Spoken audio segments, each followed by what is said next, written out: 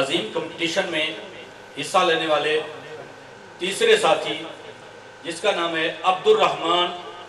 ولد زبیر حیدر،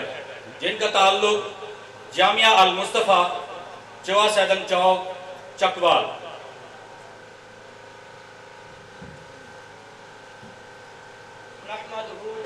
نحمده ونصلي ونسلم على رسوله الكريم اما بعد فاعوذ بالله من الشيطان الرجيم بسم الله الرحمن الرحيم ما كان محمد ابا احد من رجالكم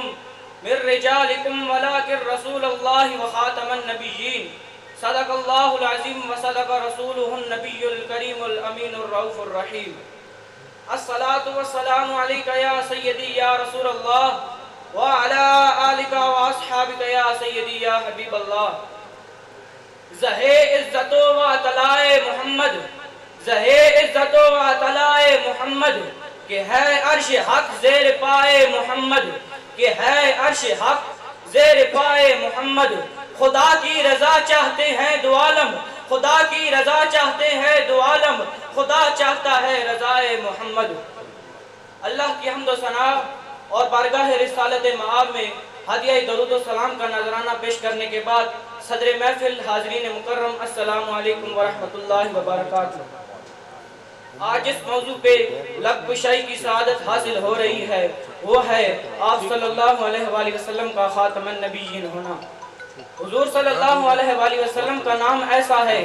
کہ یہ نام زبان پر آ جائے تو زبان پاک ہو جاتی ہے، جس جگہ پر ان کا نام لکھا ہو وہ جگہ پاک ہو جاتی ہے، جس محفل میں ان کا ذکر ہو رہا ہو وہ محفل پاک ہو جاتی ہے۔ حضور اکرم نبی مکرم رسول محتشم والی دو جہاں سید المرسلین خاتم النبیین شاف روز محشر رحمت للعالمین حضرت محمد صلی اللہ علیہ وآلہ وسلم کی ذات اقدس و انور ہے۔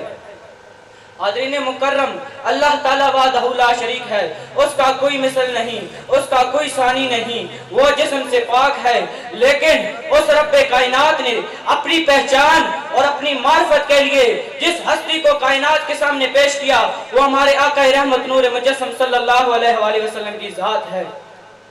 رب قدیر نے اپنی صفات کے اظہار کے لیے حضور صلی اللہ علیہ وآلہ وسلم کی ذات کو تخلیق فرمایا۔ مفسرین نے لکھا ہے کہ اللہ تعالیٰ کی صفات لا متناہی ہے، تو اللہ نے قرآن میں فرمایا وَرَفَعْنَا لَكَ ذِكْرَكَ، کہ ہم نے آپ کے ذکر کو آپ کی خاطر بلند کیا، چونکہ ذکر بلند کرنے والا لا متناہی ہے، اس لیے ذکر مصطفیٰ صلی اللہ علیہ وآلہ وسلم بھی لا متناہی ہے۔ حضور صلی اللہ علیہ وآلہ وسلم کی ذات کو جو صفات کاملہ اللہ نے عطا فرمائیں اس کا احاطہ عقل انسانی کے بس کی بات نہیں، اس لیے کسی نے کیا خوب کہا بعد از خدا بزرگ تو ہی قصہ مختصر۔ صدر محفل، آج ہم حضور صلی اللہ علیہ وآلہ وسلم کی جس صفت کے حوالے سے گفتگو کر رہے ہیں وہ ہے آپ کی صفت خاتم النبیین ہونا۔ ہم سب سے پہلے کائنات کے اندر اللہ کی سچی کتاب لا ریب کتاب قرآن مجید فرقان حمید برہان رشید کو دیکھتے ہیں تو اس کے اندر ہمیں اللہ کا واضح فرمان ملتا ہے ما کان محمد ابا احد من رجالکم ولکن رسول اللہ وخاتم النبیین، بے شک محمد تم میں سے کسی مرد کے باپ نہیں بلکہ وہ اللہ کے رسول ہے اور خاتم النبیین ہے۔ قرآن کا کوئی ترجمہ بھی لوگے تو یہی ملے گا کہ حضرت محمد صلی اللہ علیہ وآلہ وسلم اللہ کے رسول ہیں۔ تو الشاہ امام احمد رضا خان بریلوی نے کیا خوب کہا تھا کہ تو زندہ ہے واللہ، تو زندہ ہے واللہ، تو زندہ ہے واللہ، تو زندہ ہے واللہ، میری چشم عالم سے چھپ جانے والے۔